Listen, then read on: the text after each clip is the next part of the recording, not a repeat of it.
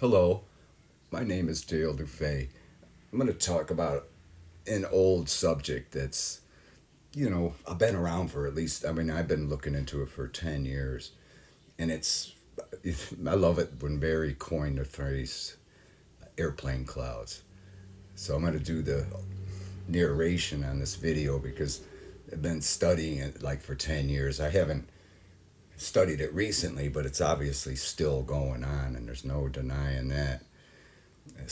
But the key thing is when you look, you can check Google. Always type in geoengineering. You don't want to type in chemtrails or anything like that. And this is a picture from an article that talks about how there's a major shortage of pilots in the commercial airline industry. Well, now why would that be? It's a very glamorous job and very decent pay. So why is there a shortage of pilots? It's a good point. It's something we'll bring up later. Now, let's pause this and we're doing a slideshow here. But what is geoengineering? Now, again, that's the word you type in, and you'll get all kinds of stuff about what you suspicioned, or it's getting to the point here, decade later or so, where they can't hide it anymore. And then everything's it's going to be hard to find things if you type in chemtrails, but geoengineering is what it's really about. And here there's a program in the University of Oxford regarding geoengineering. Well, what is geoengineering? This is a really good description here. Geoengineering is the deliberate, large scale intervention in the Earth's natural system to counteract climate change. Isn't that something? And there's a wide range of proposed engineering techniques. Generally, these can be grouped into two categories. This one here, the solar radiation management or solar engineering, is quite interesting because they're trying to reflect the sun's rays back out into space and off of Earth. So that in this video, we'll show you some of the techniques they use. Again, like they said, this is old news, but some may not know about it. And if you look up at the sky, here's a description of contrails. Now, in Wikipedia, it describes it. Of course, contrails is short for condensation. Now, that's a key word: condensation or vapor trails are line-shaped clouds produced by aircraft engine exhaust or changes in air pressure, typically in aircraft cruising altitude several miles above the Earth's surface. Contrails are composed primarily of water in the form of ice crystals. So, again, that's important to realize that. Now, the thing is, too, if we, down here in this description, sorry about that, here it says, why do airplanes make clouds? The vapor, let me pause this. The vapor content in the jet exhaust condenses and may freeze. And this mixing process forms a cloud very similar to the one your hot breath makes on a cold day. Now, it's really important, and it's a very good description here because that's exactly what it is. And what happens to our breath, hot breath on a cold day, it disappears immediately, and so does the condensation trails. Now, all of a sudden, we have persistent contrails or condensation trails. Why would that be? That it did never used to be before. 10 years ago or 15 years ago, you never saw persistent contrails because you'd look up at the sky, and from our point of view, they would disappear, 12 inches behind this plane from our point of view. But here they have to come up with do contrails turn into clouds? Well, obviously it looks like they do these days, so they have to come up with something. And here it says persistent contrails and contrails evolving and spreading into cirrus clouds. Here, the humidity of the atmosphere is high, and the contrail ice particles continue to grow by taking up water from the surrounding atmosphere. Now, I'm no, weather guy or anything, or meteorologist or anything, but I didn't know there was humidity, or let alone high humidity, up in the atmosphere 7 miles up. You know what I mean?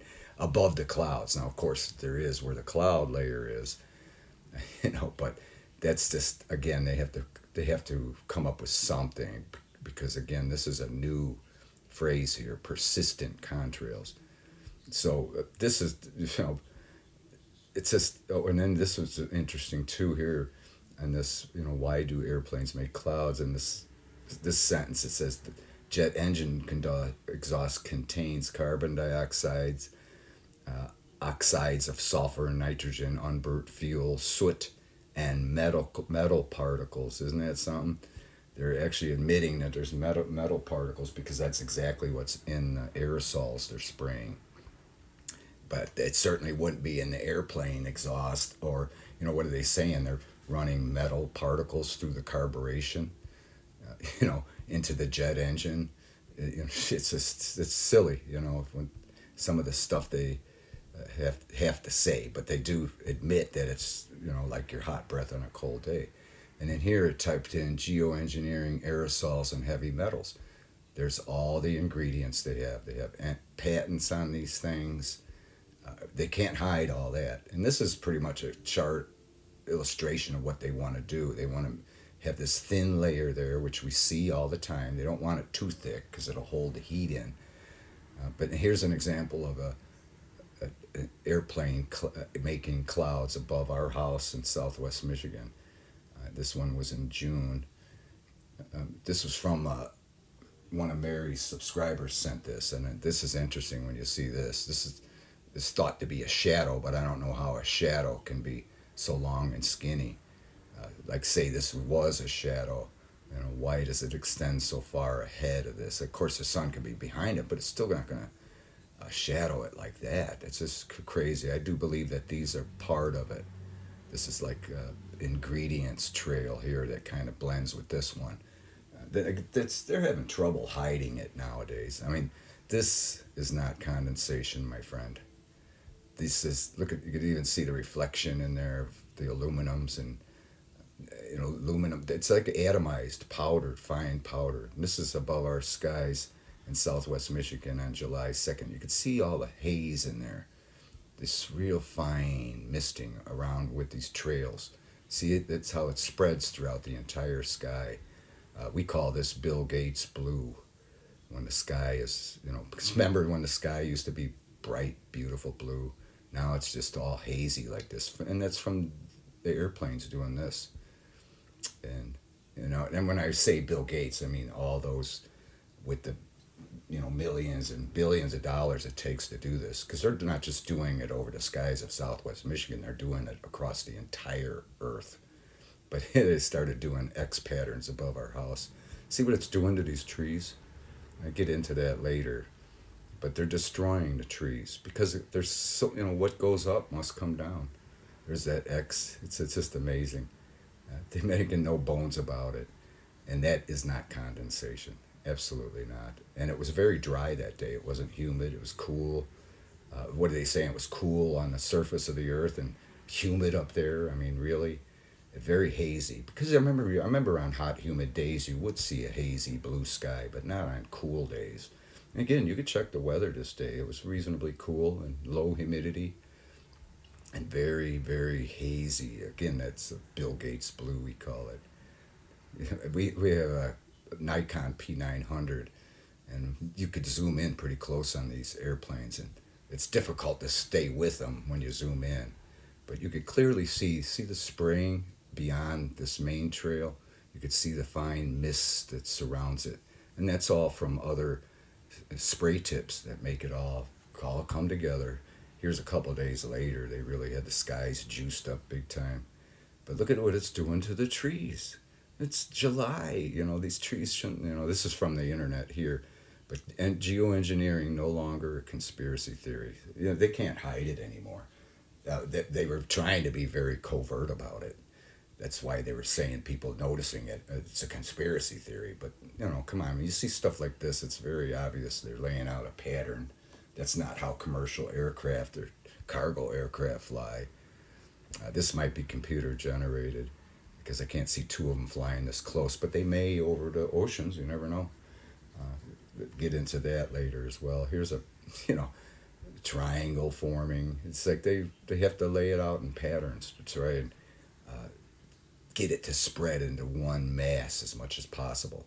Again, they don't want it too thick. Here you can see reflections and see how dirty the horizon looks. It's just ugly, ugly, ugly until the sun actually makes it pretty. Here's an area where they actually, succeeded in getting it into like a blanket. You can see the faint, where the trails were through here. Here's another area where they kind of, I believe they use HARP in these instances because these are like magnetic waves. They're called gravity waves and stuff, but there's no, it's all electromagnetic. And this is part of the geoengineering, these reflectors. This is an artist rendition, of course, but they do have these things deployed up there, believe me. There's patents out for them. They've been making them. They don't just make them and put them in a storage shed. They deploy them. They just don't let you know they're deploying them. They let you know that they're making them. Here, China's making one right here. This is supposed to be the best one here. And believe me, this thing is going to be knocked down, taken apart, and taken up in several ships, rocket ships. Now, and this is in Germany. This is what we believe to be an artificial sun. You can see the aperture right here in the center, the reflecting into the lake. We believe it's something like this up in space. This is, again, an artist rendition, but they're up there, believe me. They are up there, and there's evidence. I mean, this is over Nova Scotia, Canada. Look at that. It's very clearly artificial. And that's like I said, the aperture of the device up there. And again, that's only the camera can pick it up. Here's what those airplane cloud makers look like. These are the cloud making ingredients here. Aluminum, potash, you name it. There's all kinds of ingredients in them, and they even have something that helps bind it all together. They got the technology from Mother Nature, from spiders. And I always thought it was ironic. Here's a smaller airplane. You can see the passenger cabin area being taken up with huge tanks. Here's students being taken through and seeing how the wonders of geoengineering and the stuff they have. Of course, Congress is funding them as well. I'm going to pause it here because I want to bring out an important point. Obviously this is the pilot, and he's very proud of what he does, and we have to realize why that is, because they're being told they're saviors of the world, that they are saving the world, they're cooling the earth and preventing climate change and catastrophes associated with that. So these pilots, they all think they're saviors of the world, and we have to forgive them because they don't know any better. And this pilot probably used to be a commercial pilot, but he went over to fly these airplanes that make clouds, because I'll guarantee they get paid a lot better. That's why there's a pilot shortage. I mean, it's been in the news for the last year or two that there's just a huge shortage of commercial pilots. Why would that be? Again, I've always knew it was like a glamorous job. Everybody, that, like, if you ever been in a neighborhood and it's anywhere in America and there was a pilot in your neighborhood, they always had the best house, the best everything. A very glamorous job. So why is there a shortage? Well, they're all doing this. And we have to forgive them. We really do. It's not it's the people who sign their check that are at fault here. So again, it's important not to blame, because there's times where I want to take a rocket launcher and shoot these things down, but it's not their fault. Here's ex-President Trump even touring what I believe to be part of it inside a 747. This is computer generated, but these are, they're not condensation trails. Look at, see the skulls in there? That's actually pretty cool. This, I believe, for sure, 747. Look at two huge banks of huge tanks with the plumbing. Look at all the electrical.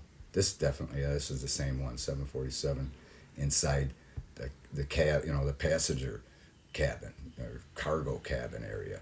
And they have to distribute these evenly. This might be one of the areas. I don't know if this is for the aerosols or not.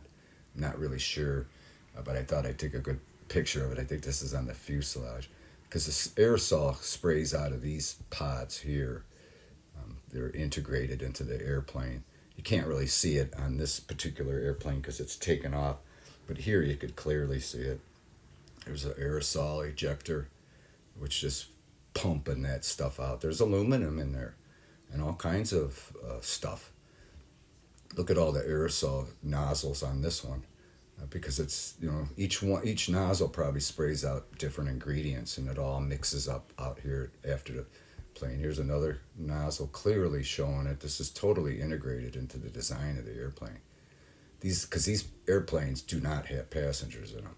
They're strictly up there doing it. Here's a cockpit that actually shows some of the instrumentation involved in deploying those aerosols.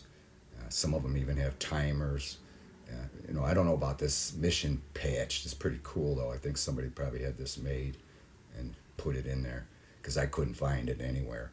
But here you can see all the knobs and switches. This one, a flight mechanic took this one and leaked it out on the internet. Here's a toggle switch and timer specifically for chemtrails. They even call them chemtrails, and that's something.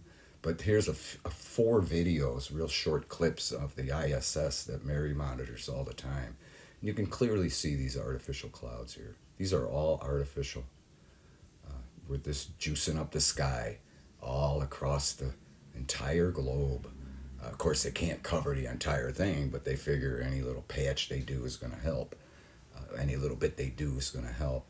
So again, you can't really, here's, you can see the gravity, well, what they call gravity wave. I think they're all electromagnetic, but these are all artificial. You can see the reflection here, the rainbow, the sun reflecting it, and only reflects on the artificial stuff. See, when it hits the blue there, it disappears. And when it hits real clouds, it disappears, but only the artificial clouds it's reflecting. And that's because it's full of powdered, atomized aluminum and other metals. I believe nickel, I imagine mostly aluminum because it's lightweight and inexpensive. But see it reflecting on these artificial clouds, which are all over the scene. See it down here? All artificial. Some of these are real, but see how that reflection disappeared? Now this is over south in North Dakota as the ISS is going over America. You can see some smoke from the fires in the west and northwest. But you see that these are, the real little small clouds here. But as you're coming up, you could see what could be the smoke, you know what I mean? But these are artificial, for sure. You can always tell when they're streaky and thin. Again, they want them to be thin. They don't want them too thick. They don't want, because it just reflects back. They want it to reflect out. That's what they're doing. This is all artificial here. And then this is a real good clip that's going over Atlantic Ocean, North Atlantic. And when the ISS up here, you can see when it gets right over the middle of the Atlantic, there's like a several hundred square mile patch of artificial, well, I call it juice. It has totally juiced it up here, and you can see it coming up here on the right, as of course this International Space Station goes from west to east, and with the rotation of the Earth. But look at this over here, and you can see it reflecting because of all the metals in it, and of course they have HARP also making these electromagnetic waves. You got to keep in mind, this is like 7-8 miles above the Earth's surface, and this camera on the ISS is 260 miles up. But let me pause this slideshow here. I wanted to show you. This is a picture I took the same day where they were juicing up the skies above the residence here in South Haven, Michigan, Southwest Michigan. I took, here's a airplane cloud here, obviously, but you could see how hazy it is everywhere. And I took a picture towards the sun and made sure I aimed it to where all the glare was away. And it was a pretty good picture, but you could see the lines here from the electromagnetic, it's basically juicing up the sky. But I couldn't help but notice this, and you could see that this object is on the other side of the haze, the artificial haze. So this is way up there. This could be 8 miles up. And it's clearly a triangle. I believe that to be a craft. It's definitely not anything from the camera lens, I'm telling you, because I took a picture before and after, not knowing about this, and then there was absolutely nothing there. But this one clearly shows several objects there, there, there, there, and then up here, and then over here. They're everywhere. I mean, it's just crazy. There's one there. I might have spotted that earlier. But this one's the closest, and it's clearly a triangle. So that I always just thought that was interesting. But maybe that's why they have to juice it up so much. They have to hide what's going on around our sun. Not to mention, of course, here's that patch again. I don't think they'd have something like this, but it would be interesting if they did. But bringing up the sun, I mean, that's part of the geoengineering. Here's some dogwoods in front of our house. This dogwood's 50, 60 feet tall, and we've had plenty of water and hardly that much heat. And look at this thing; it's just destroyed. Here's the top of another one. It looks. This is the best I've seen it look for a while, but you can just see it. The leaves are dying and they're just drooping and they look terrible. This is a beautiful blue spruce. It's about 40 feet tall in front of the house, and it's totally dying. Of course, tree experts would say that's from beetles, but it's from them juicing up the skies with those horrible aerosols that are, again, they're winding up on the surface of the earth. They test water and earth samples, dirt samples, and they all have way too much aluminum in it. And that's because they're juicing up the sky. They're even thinking that it's fueling the fires. This is, I always think of Revelation of chapter 11, verse 18, where in the B part it says the time has come to destroy those that are destroying the earth. And I do believe, again, it's not the pilots to blame. It's the powers to be, the gatekeepers, if you will, that are responsible for all this. And they think they're saving the earth. They think they're doing the right thing. But of course, it has a double-edged sword. And of course, nobody asks us about it. They just go ahead and do it themselves. And they're able to do this with impunity and with government funding and with their own money, of course. So with that, I thank you for watching, and we'll talk at you later.